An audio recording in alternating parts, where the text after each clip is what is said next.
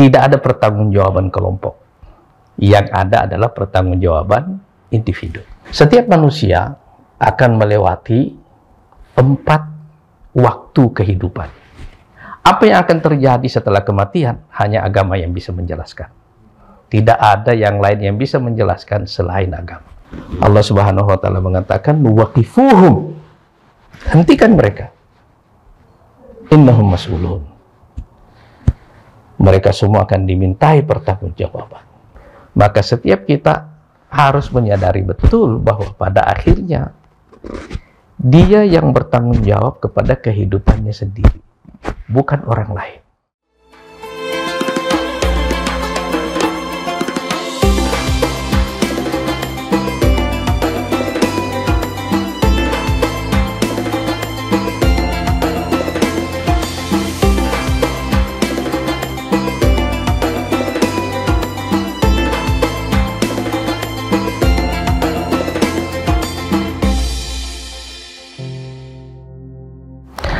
Ada 2 tabiat dalam agama yang harus kita fahami secara mendalam. Tabiat pertama adalah bahwa agama menjelaskan hakikat-hakikat besar. Dan ini membedakan agama dengan semua yang lainnya, termasuk diantaranya adalah negara. Negara tidak menjelaskan hakikat-hakikat besar ini, tapi agama menjelaskan hakikat-hakikat besar ini. Yang kedua adalah agama menyasar individu. Jadi pertanggungjawaban yang akan dimintai kepada manusia itu bersifat individual. Tidak ada pertanggungjawaban kelompok. Yang ada adalah pertanggungjawaban individu. Coba kita ambil satu contoh dari hakikat besar yang dijelaskan oleh agama, yaitu hakikat tentang sistem waktu kehidupan manusia. Setiap manusia akan melewati 4 waktu kehidupan.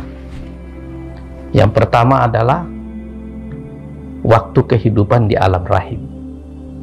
Yang kedua, waktu kehidupan di alam dunia. Yang ketiga, waktu kehidupan di alam barzakh. Yang keempat adalah waktu kehidupan setelah kita dibangkitkan kembali setelah hari kiamat.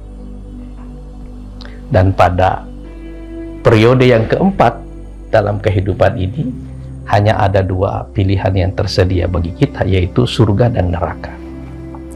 Manusia beriman atau tidak beriman kepada hakikat-hakikat ini, tetapi yang pasti bahwa manusia begitu dia hidup dan mulai berakal, dia akan menyadari bahwa dia sudah ada pada tahapan kedua kehidupannya.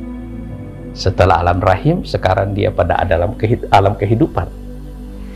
Dan setelah itu, dari waktu ke waktu, pikirannya, hatinya akan diganggu oleh pikiran tentang kematian. Apa yang akan terjadi setelah kematian, hanya agama yang bisa menjelaskan.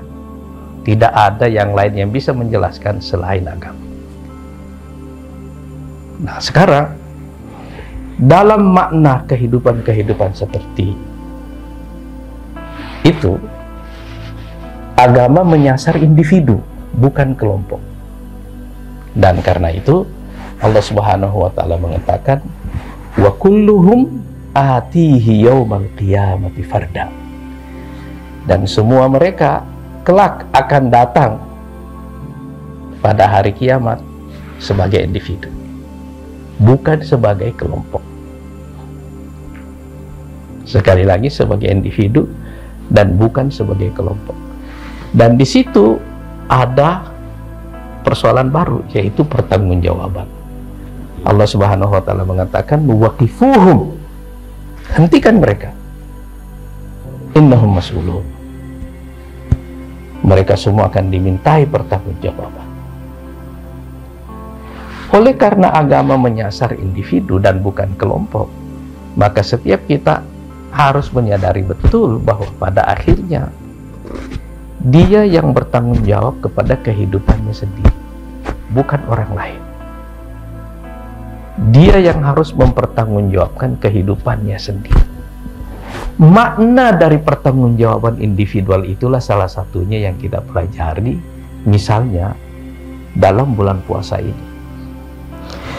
Kita bisa tidak berpuasa, tapi tampak berpuasa. Kita bisa membohongi manusia, tapi kita tidak bisa berbohong kepada Allah Subhanahu wa Ta'ala. Makna kejujuran kepada diri sendiri kepada Allah Subhanahu wa Ta'ala itu yang melekat dalam hakikat besar ajaran agama, bahwa agama menyasar individu bukan kelompok.